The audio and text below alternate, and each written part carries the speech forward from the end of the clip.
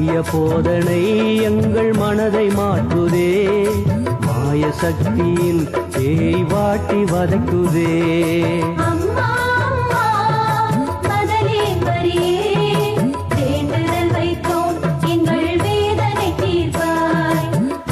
கொடுமையால் வாடும் பேதையர் எம்மை தூய அன்பினால் தினம் மீட்டிடுவாயே.